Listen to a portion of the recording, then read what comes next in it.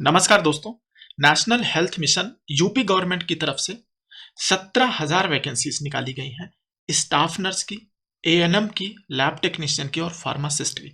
इनमें 3 गुना लोग वैकेंसी में भरे जाने वाले हैं, तो इसका मतलब हुआ कि 51,000 वैकेंसी, 51,000 लोग शॉर्टलिस्ट होने वाले।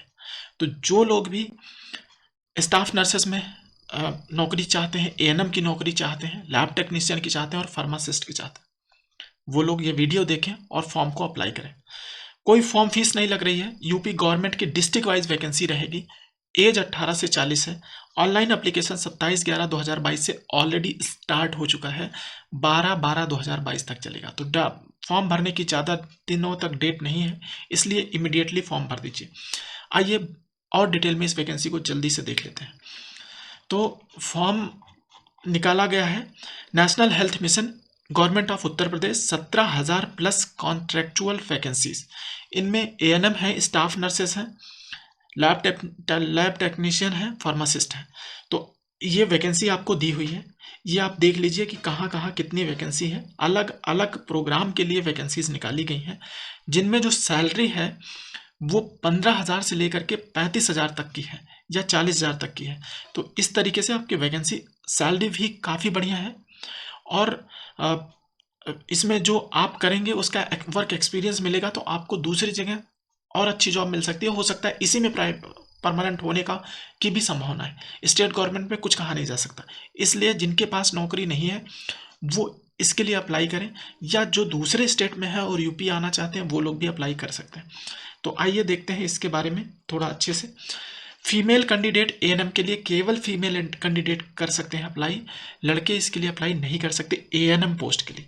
तो आप समझिए कि इसमें 3-4 तरीके की पोस्ट है, जैसे स्टाफ नर्सेस हो गई, लैब टेक्नीशियन हो गए, फार्मासिस्ट हो गई और एएनएम हो गई। ये 4 तरीके की वैकेंसी है, जिसमें एएनएम में लड़के अप्लाई नहीं कर सकते।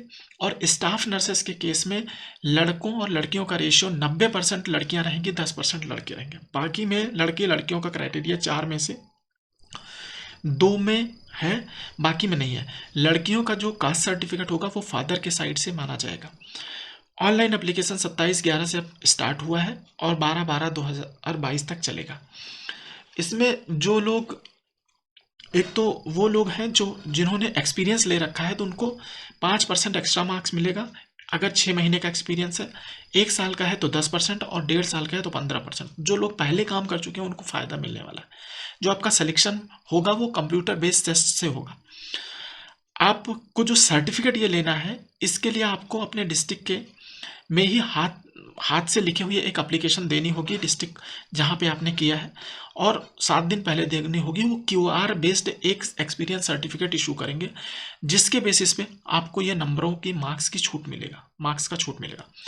एजुकेशनल क्वालिफिकेशन जो सबसे इंपॉर्टेंट है, और एज क्राइटेरिया, दोनों इस देख लेते हैं। स्टाफ नर्सेस के केस में जीएनएम हो आपका या बीएससी नर्सिंग हो, 2 चीज़ें, दोनों में से कोई एक हो सकता है।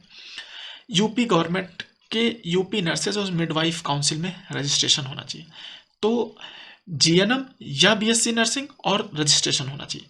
एज आपका 18 साल से 40 साल के बीच होना चाहिए।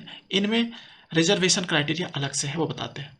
एएनएम के केस में आपने ऑक्सिलरी नर्सिंग एंड मिडवाइफ किया होना चाहिए, और रजिस्ट्रेशन यूपी नर्सेज मिडवाइफ में होना चाहिए। फार्मासिस्ट के लिए intermediate with diploma in pharmacy या फिर डिग्री इन फार्मेसी होना चाहिए, यानी डिग्री और डिप्लोमा दोनों हो सकते हैं। Registration Uttar Pradesh pharmacy council में होना चाहिए। लैब टेक्नीशियन के लिए degree in medical laboratory technology या फिर intermediate in science with diploma in medical laboratory technology. Degree diploma दोनों चल जाएगा इस केस में भी। Registration UP state medical council में होना चाहिए। तो लैब टेक्नीशियन का हो गया। सभी की एज लिमिट हो गई 18 से 40 तक। और सिलेक्शन जो प्रोसेस होगा उसमें आपका कंप्यूटर बेस्ड टेस्ट होगा, जिसमें 2 घंटे का पेपर होगा। 100 मार्क्स रहेंगे, जिनमें से 80 मार्क्स आपका प्रोफेशनल नॉलेज रहेगा, यानी नर्सिंग से रिलेटेड रहेगा, और 20 जो क्वेश्चन रहेंगे वो general aptitude, reasoning, general awareness और कंप्यूटर नॉलेज का होगा। तो 80-20 का रेशियो बना करके आपका 100 क्वेश्चन का एक कंप्यूटर बेस्ड टेस्ट लिया जाएगा, जो हिंदी और अंग्रेजी दोनों भाषाओं में रहेगा। इनमें निगेटिव मार्किंग नहीं रहेगी, और इसी के बेसिस पे आपका सिलेक्शन होगा। जो इसमें उन लोगों का मेरिट नहीं बनाई जाएगी जो 30 जनरल में 33 नंबर पाएंगे या उससे कम, जो ओबीसी में 30% पाएंगे उससे कम, या 24% SC ST और फिजिकली हैंडीकैप्ड के लिए। इससे कम परसेंट यानी 100 में से 24 नंबर लाते हो तो आपको उससे उससे कम लेके आते हो, 24 लेके आए तो आपका ले लिया जाएगा, लेकिन अगर 24 से कम लेके आते हैं उस केस में आपकी मेरिट नहीं बनाई जाएगी। तो और 3 गुना कैंडिडेट की मेरिट लिस्ट बनाई जाएगी, और ये कॉन्ट्रैक्ट बेसिस पे है, जो आपके परफॉर्मेंस के बेसिस पे हर साल रिन्यू किया जाएगा। तो मोस्टली सबका रिन्यू हो जाएगा। आप फिर मल्टीपल जो एप्लीकेशन लोग भर रहे हैं उनमें से फॉर्म हो सकता है एक ही दिन सारे एग्जाम हो जाए, तो आपको अपने चॉइस का जो बेस्ट ठीक लगता है वो वाला भरना है। एज क्राइटेरिया 18 से 40 बता दिए, उनमें 3 साल ओबीसी को, 5 साल SC ST को, और फिजिकली हैंडीकैप्ड को 10 साल। अगर फिजिकली हैंडीकैप्ड ओबीसी के हैं तो 13 साल, और SC ST के हैं तो 15 साल, इतने की छूट मिलेगी। तो एज क्राइटेरिया वाइज बहुत रिलैक्स है, इसमें कुछ ज़्यादा सोचना नहीं है। अब आपको बता देते हैं, जो फॉर्म भरोगे आप, फोटोग्राफ जो होगा वो आपका वाइट बैकग्राउंड के होना चाहिए, लाइट कलर का फोटोग्राफ, 3 महीने से ज़्यादा पुराना नहीं होना चाहिए, वही लगाना है। सिग्नेचर आपको वाइट पेपर पे ब्लैक पेन से करके अपलोड करना है। इस तरीके से आप अपनी वैकेंसी को भर लीजिए। ये भले ही कॉन्ट्रैक्ट बेसिस पे है पर इंपॉर्टेंट पोस्ट है, जो आपकी programme wise position district wise ये पूरा दिया हुआ है। आप चाहे तो देख लें कि कहाँ पे ज़्यादा है कहाँ पे कम है, उस हिसाब से भी आप अपना डिस्ट्रिक्ट को प्रेफरेंस दे सकते हैं अगर चाहे तो। बाकी अपने घर के आसपास के डिस्ट्रिक्ट को प्रेफरेंस देना है, दूर जाते हुए प्रेफरेंस को कम करते हुए जाना है। ये सारी वैकेंसीज हैं।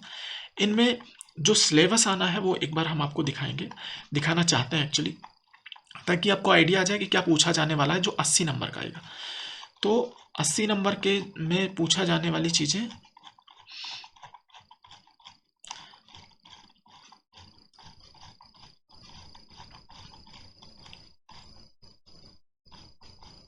ये हो गया।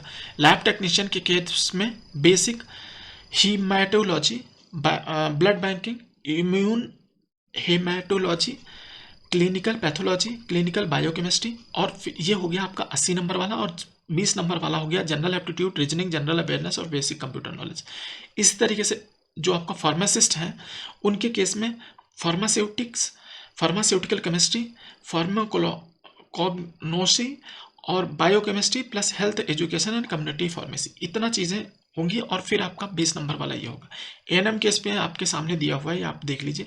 स्टाफ नर्सेस का सेक्शन 1 डिसिप्लिन ये पूरा सामने है, first aid, nutrition, basic anatomy, ये सारा है, ठीक है। और उसके बाद में सेकंड सेक्शन में वही रहेगा 20 नंबर वाला। तो इस तरीके से आपको CBT देना है। फॉर्म आप भर दीजिए, इसमें कोई कन्फ्यूज़न हो तो कमेंट में आप बता दीजिए। वीडियो अच्छा लगता है तो प्लीज़ लाइक कीजिए और चैनल को सब्सक्राइब कीजिए। थैंक यू दोस्तों।